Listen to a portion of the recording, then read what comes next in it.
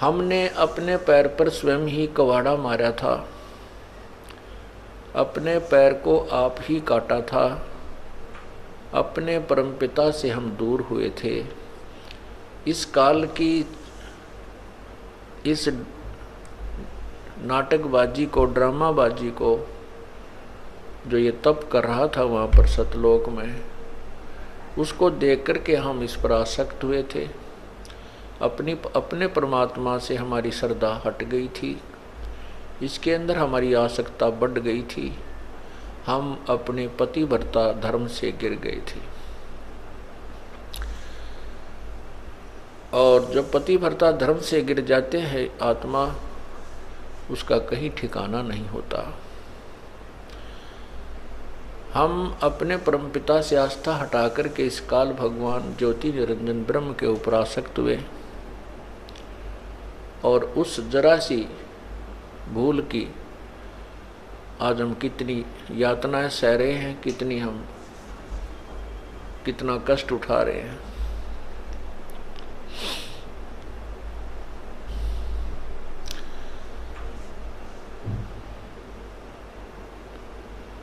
राजा राम की कार उलंघी गई, सीता लंक मजारे। 10 मस्तक रावण के काटे, विभीषण को राज दिया रे। परमात्मा बंदी छोड़ कबीर परमेश्वर हमें याद दिलाते हैं कि जैसे यहाँ की जो कथाएं आपने सुन रखी है, क्योंकि हमारा धर्म पवित्र धर्म में जन्म हुआ, बचपन से ही हम जो कथाओं की, जिन भगवानों की महिमा हम सुनने लगे थे, वो हमारे हृदय में समाई हुई हैं। उन्हीं के उदाहरण से हमें समझाने की चेष्टा करते हैं परमात्मा कि जैसे सीता जी ने जो लक्ष्मण जी ने कार लगाई थी कि इस रेखा के बाहर मत आना, इस रेखा से बाहर मत जाना, सीता जी को कहा था जब तक हम वापस नहीं आए तब तक आप इस रेखा से बाहर नहीं आना। अब सीता जी ने रावण को ना पहचान कर, वो एक साधु वेश में था और उसकी बातों में आकर के सोचा था कि इस रेखा से थोड़ा सा दूर जाऊंगी, इसमें क्या फर्क पड़ता है। अब वह तो उसकी सोच थी कि कुछ नहीं फर्क पड़ेगा, लेकिन जिन्होंने ये लगाई थी रेखा, वो जानते थे कि जिसका घर ही छूट गया है तो उसके ऊपर आपत्तियां कितनी ही आ सकती हैं। जिसका राज भी छूट गया है तो उस पर आपत्तियां और भी बहुत आ सकती हैं। लेकिन सीता जी ने उनकी बातों के, उनके वचनों का उल्लंघन किया, परवाह नहीं की और उसके प्रतिफल में कितना कष्ट उठाया।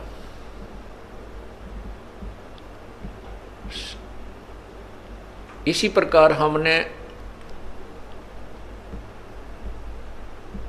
अपनी नालायकी से इस काल को अपना हाथ पकड़ा दिया, ये हमें घसीट कर यहाँ ले आया इस गंदे लोक में।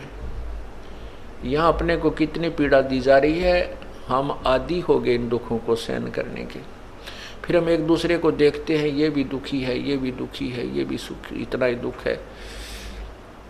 इस तरह हम एक दूसरे के दुख को देख करके हम अपने दुख को कम मान करके सुख महसूस कर लेते हैं। एक व्यक्ति के 2 पुत्र थे, दोनों ही मृत्यु को प्राप्त हुए। एक के 2 पुत्र थे, उसका एक ही मृत्यु को प्राप्त हुआ। तो जो जिसके 2 में से एक मृत्यु हुई थी, वो व्यक्ति वहां गया जिसके एक ही पुत्र था, उसी की मृत्यु हो गई थी। तो वो भी बहुत दुखी था और जिसके 2 में से एक पुत्र की मृत्यु हुई थी, वो भी बहुत दुख महसूस कर रहा था। वहां जाकर जब उसको पता चला कि इसका एक ही पुत्र था इकलौता, वो भी मृत्यु को प्राप्त हुआ, तब उसने राहत की सांस ली है, भगवान शुक्र है मेरा एक तो जीवित है। तो इस करके उसने अपने उस महादुख को उस तुलनात्मक तरीके से अपने आप मान लिया, अपने आप सेटिंग कर ली अपने मन की कि इससे तो मैं सुखी हूँ। हम इस प्रकार यहाँ इस घोर कष्ट को सहन करते हुए भी अपने इन दुखों को यही मान लेते हैं कि इससे तो मैं सुखी हूँ, और उस जो दूसरा जीवित है उसका क्या भरोसा है, ये कितने दिन रहेगा। यहाँ बुद्धि कभी नहीं जाती, और फिर हम गलतियों पर गलती करने लग जाते हैं, परमात्मा को नहीं पहचानते। ये सारी कथाएं सुना करके आपको परमात्मा की तरफ डाइवर्ट किया जाता है, आपके मन की दिशा परमात्मा की तरफ लगाई जाती है, जो कि हमने जो दूसरी दिशा में लगा रखी है। इसलिए ये कथाएं सुनाई जाती हैं, सत्संग सुनाए जाते हैं। इस काल ने हमारे को कितनी पीड़ा दे रखी है।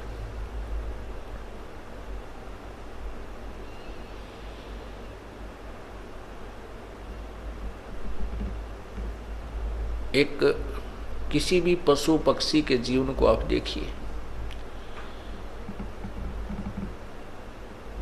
सर्दी का मौसम, जनवरी, दिसंबर जनवरी का महीना, और कुत्ते तथा कुतिया की योनि प्राप्त हो, शरीर प्राप्त है, गली में बाहर बैठा हुआ है, ऊपर से शीत लहर चल रही है, कभी हल्की हल्की वर्षा भी हो रही है, कभी तेज भी हो रही है, ओले भी गिर जाते हैं, और उस प्राणी को कहीं छुपने को स्थान नहीं है। जब वो 8 कमरे बना करके 8 कक्ष की कोठी में रहता था, 4 नीचे 4 ऊपर, फिर तीसरी अटारी कारों में चलता था,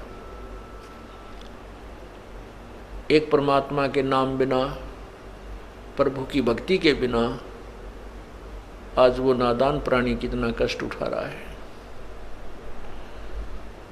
सारी रात तो रिहर्सल हुई, सर्दी आई, ऊपर से वर्षा आई, वहाँ से उठकर भाग गया, फिर ओले आ गए, फिर भाग गया, कहीं पर भी उसको कोई स्थान नहीं मिला छुपने का।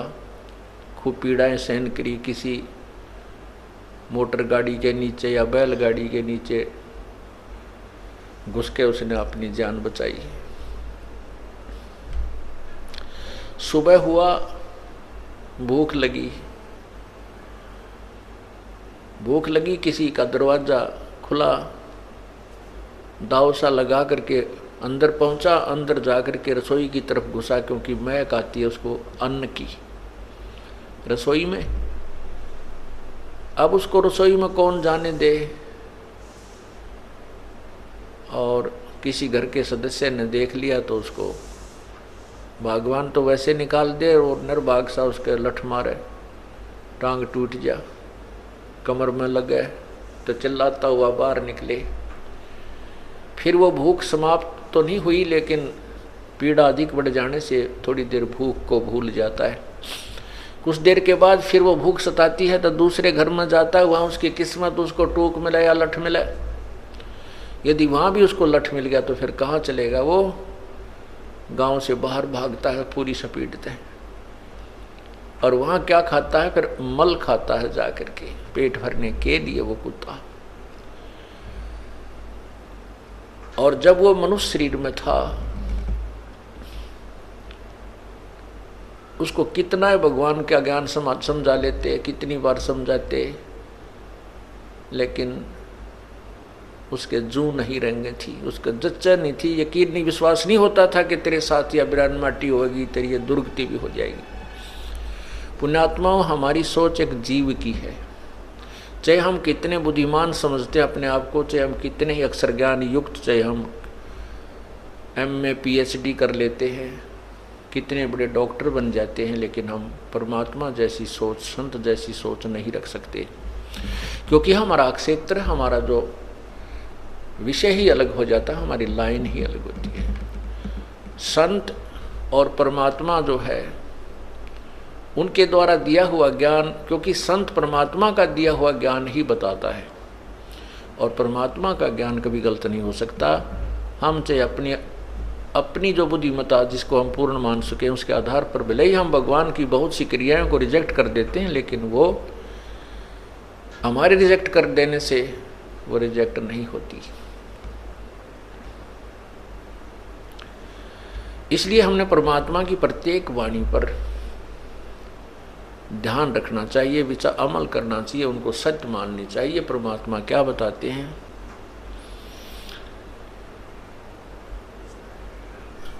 आगे गए न बावड़े, जो पहले जा चुके कहते हैं वो वापस तुम्हारे घर में नहीं आए हैं। और रहते भी सब जाही, बिन साहेब की बंदगी कहीं ठोड़ ठिकाना नहीं।